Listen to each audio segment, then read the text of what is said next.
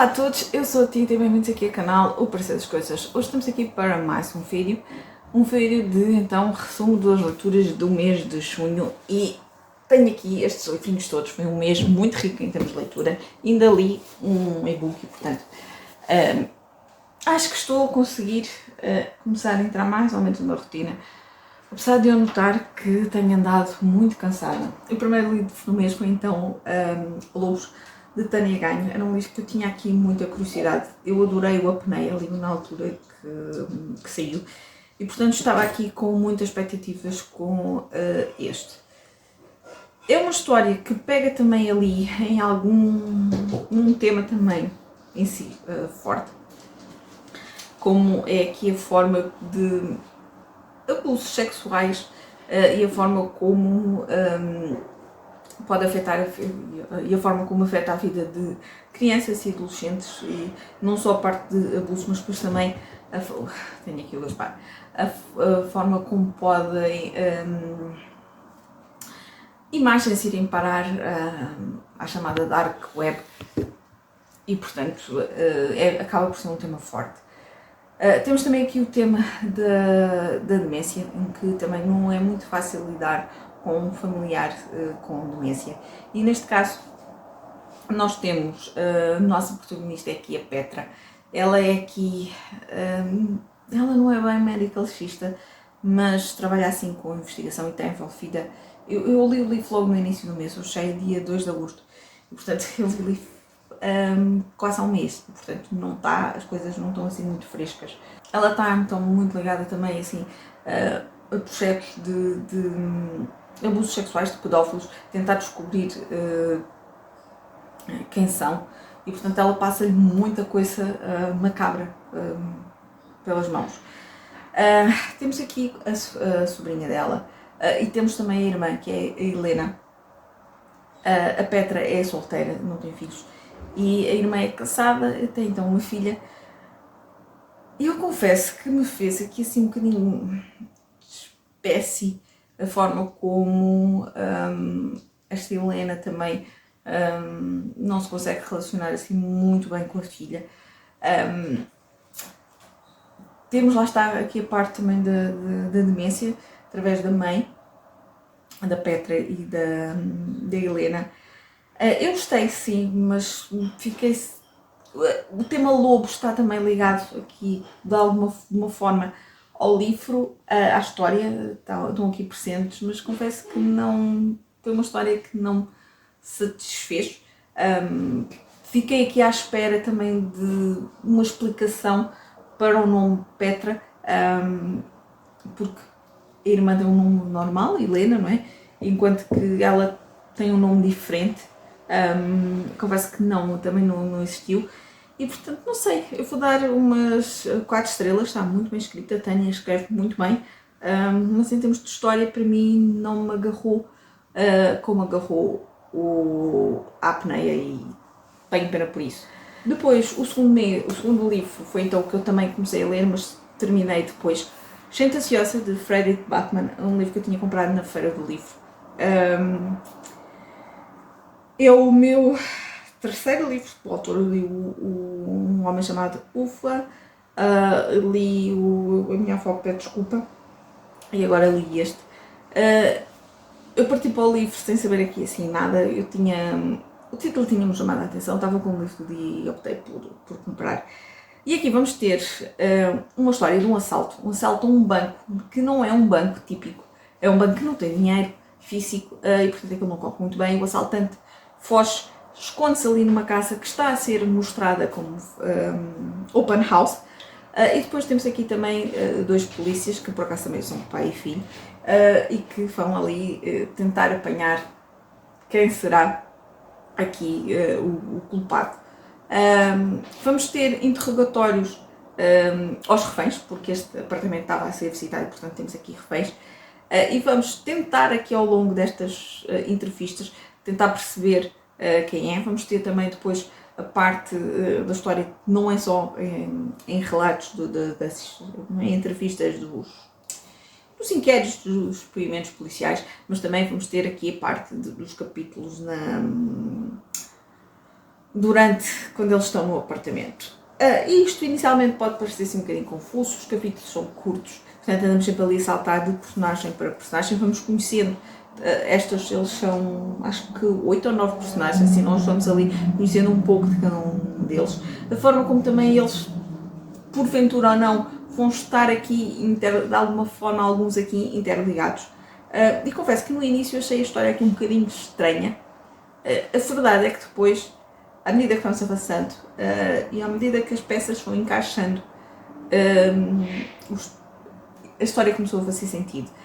Se calhar para mim não seria tanto. É óbvio que todos nós temos aqui ansiedades, é óbvio que todos nós temos aqui o nosso feitio, mas é muito mais do que isso. É a forma como também nós nos vemos, a forma como nós nos relacionamos com os outros, a forma como nós vemos os outros, a forma como nós tentamos de alguma forma, às vezes, esconder os nossos problemas, esconder as nossas dores, não querer mostrar aos outros, não nos queremos abrir. E às vezes estamos aqui tão embaixo, tão mal, tão sozinhos, e os outros podem nos ajudar. E portanto eu gostei muito mesmo da mensagem. E o livro acabou por me surpreender muito, apesar deste início aqui um bocadinho, que eu achei um bocadinho desconexo, um bocadinho até, vamos chamar parvo, porque a história inicialmente é assim um bocadinho nonsense, mas a verdade é que gostei mesmo bastante. Eu vou dar 4 estrelas, mas 4 estrelas muito, muito sólidas mesmo, e acabei por gostar mais do que eu estava à espera. Depois um thriller de parceria, uma novidade que me foi gentilmente cedida pela Clube do Autor, As Últimas Férias de Louise Candles. Eu já li 2 livros da autora, estava a ver se tinha aqui o nome dos livros. Está aqui. Portanto, eu li o Passageiro Misterioso e A Nossa Casta, e foram leituras muito eficientes. E este também não foi exceção. Temos aqui um lugar de férias muito apetecível por quem vem de Londres, por quem tem dinheiro, mas nesta localidade há depois o problema da habitação, porque quem é de lá não consegue aceder às casas, porque as casas são compradas a preço quase de ouro, por então estas pessoas que vão lá passar um mês de férias.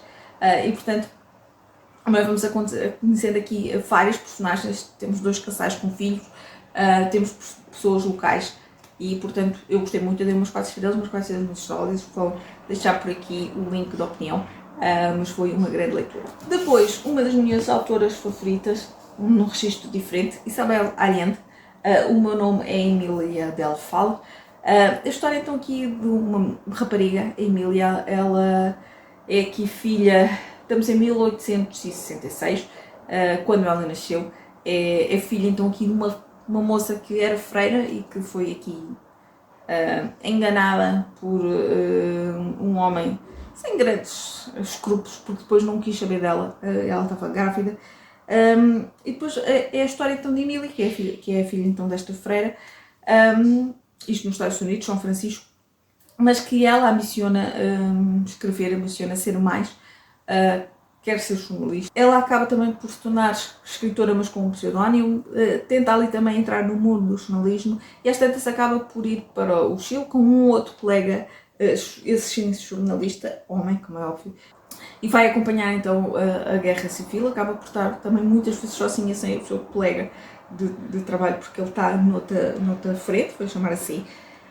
Eu gostei, sim, mas não sei, não foi dos melhores livros para mim de Isabel Allende. Eu ia aqui com muitas expectativas. Eu julgo que o livro anterior a este tinha sido precisamente o Violeta, e para mim foi uma leitura excepcional. Eu estava à espera de algo assim, mas não me conquistou. Ainda assim foram umas 4 estrelas muito sólidas, porque mal ou bem está aqui a escrita de Isabel Allende. Só que achei que também aqui durante a parte do Chile houve aqui se calhar um bocadinho mais de... se calhar não precisava de tanto sobre o Chile. Aqui a parte final também não me agradou tanto. Eu não posso entrar em detalhes porque senão era spoiler, mas gostei sim, mas não foi para mim um dos melhores de Isabel Allende. Mas enquanto a Isabel Allende continuar a escrever, eu vou continuar a querer ler tudo dela, mesmo que depois acabem por não cumprir as expectativas na totalidade, mas ainda assim está lá a qualidade da escrita de Isabel Allende, está lá também aqui aquele ar também de realismo mágico, e temos também aqui a pequena referência também aqui a personagens que já nos cruzámos anteriormente, no caso da Filha da Fortuna e do Retrato a Sépia, e mais não digo. Depois um livro de um autor português que também já se tornou um dos meus favoritos, Morte nas Caves, de Lourenço Arruia. Um crime aqui nas caves do fim do Porto, neste caso nas Caves Ferreiras, e vamos ter então o inspetor Bruno Saraiva no Porto a investigar, e mais uma vez eu fiz uma grande leitura. Eu gosto muito de crimes em ambiente fechado, sabendo que uma daquelas personagens é um dos culpados. Neste caso houve aqui então um jantar de imprensa com os colaboradores. É um núcleo pequeno, muito pequeno. Temos aqui também a dona, e que irá se reformar no final do ano, e portanto quem será que o vai substituir, e portanto e depois lá está, no dia seguinte é encontrado um corpo, quem terá sido. Eu confesso que aqui às tantas houve aqui algo que me fez aqui um pelim, e consegui descobrir, desta vez consegui descobrir bem antes, mas não foi nada que me tirasse o prazer da leitura. 5 estrelas, mais uma grande história do Lourenço. Não é talvez o meu preferido talvez tenha sido, eu acho que foi o anterior, aquele no Piódon, eu adorei, mas sem sombra de dúvida que o Lourenço Arruia é top, e portanto 5 estrelas. Depois, mais um livro que eu comprei na Feira do Livro, O Pequeno Caderno das Grandes Verdades, de Claire Poley.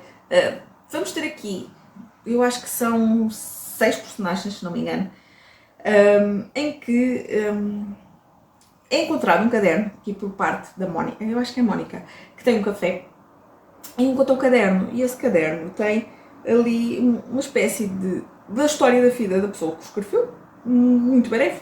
Nós percebemos que é um homem mais velho, dos seus 70 e tal anos, que diz que é fiúfo, que desde que a sua mulher morreu, que ele era pintor, e desde que a sua mulher morreu ele está muito sozinho, está muito solo.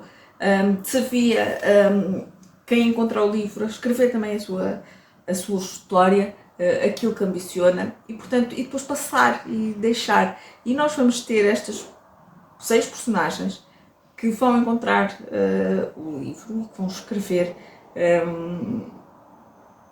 e a forma como elas se vão cruzar, a forma como elas vão criar aqui também um laço de amizade, porque ao fim e ao cabo vamos ter aqui depois uma história de amizade, e a forma como estas pessoas vão ajudar umas às outras. E sem sombra de dúvida foi uma história que me surpreendeu muito. Eu fiquei logo. É um livro que não é muito voraz, que nos faça. Como é que eu hei de querer explicar isto?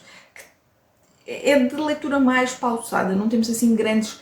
O que eu quero dizer é que não temos assim grandes acontecimentos uau ao longo do livro, mas vamos acompanhar estas histórias de uma maneira aqui que para mim funcionou muito bem. Eu vou dar 5 estrelas, porque sem sombra de dúvida fiquei completamente conquistada por esta história, por estas personagens, a forma como elas se interligaram, a forma como elas se relacionaram entre si e como formaram aqui uma bonita amizade também, e portanto, sem sombra de dúvida, foi aqui uma grande leitura. Depois, mais uma novidade, gentilmente cedida mais uma vez pela Clube do Autor. A Clube do Autor está aqui com 3 livrinhos que me patrocinou, e foram todas de grandes leituras. Portanto, mais uma vez, muito obrigada, Clube do Autor, e mais uma vez, muito obrigada, sem sombra de dúvida, à Ana, que é uma querida. E desta vez, o Dá-me o Teu Amor, de Corinne Michaels. É o segundo volume da trilogia iniciada pelo Ajuda-me a Recordar. Aqui vamos conhecer o Emmett, ou melhor, vamos acompanhar a história do Emmett que conhecemos no primeiro livro, é o xerife, e que inesperadamente é casado com a Blake. Eles conheceram-se quando estiveram no exército, afastaram-se, mas são casados e ninguém sabia. A história temos aqui, portanto, lá está, tem esta componente de romance com hot, picantezinho. Portanto, as cenas, têm aqui cenas de sexo e que são muito descritivas, mesmo.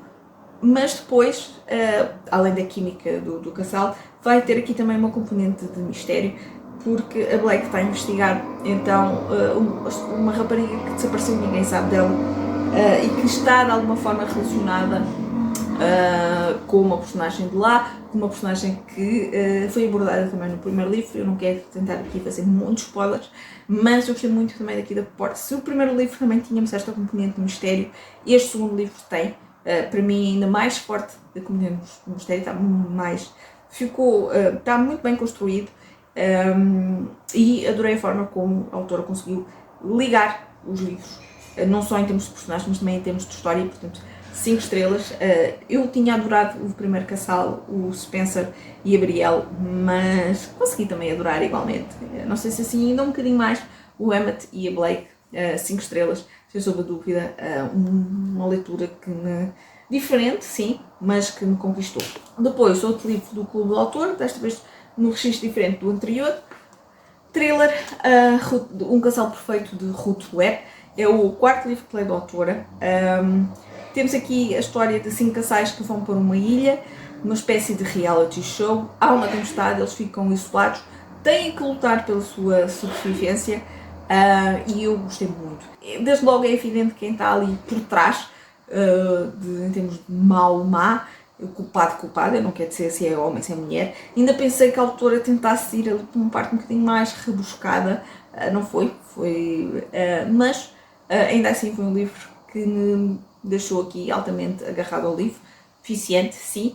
Dei 4 estrelas ao livro, porque não sei, senti aqui que o final foi aqui um bocadinho apressado demais, e se calhar de todos, dos 4 que eu li da autora, até o momento foi aquele que eu menos gostei, mas ainda assim uma 4 estrelas muito, muito fortes. Porque eu gosto deste tipo de thrillers, eu já falei num livro do Lourenço, eu gosto deste tipo de thrillers em mente fechada, em que quem é o culpado ou a culpada, o mau, o mal da fita, está ali. E portanto é um daqueles aspectos, eu gosto muito disso, funciona muito bem comigo, e este livro não foi exceção, mas em termos de história não foi. É um bom livro, é uma boa história, mas em comparação com os outros 3 que li, está assim um bocadinho abaixo, mas ainda assim lá está, como eu disse, foi uma leitura altamente eficiente. Vamos respirar fundo e estamos a chegar ao último livro do mês, Agatha Christie, Intriga em Bagdade. Não é, tem aqui um corvo, portanto não é Miss Marple, não é Poirot, são outras personagens. Neste caso temos aqui temos vários personagens, como é óbvio, mas aqui a nossa principal, que eu nem me lembro como é que ela se chama, atenção, é a Victoria Jones.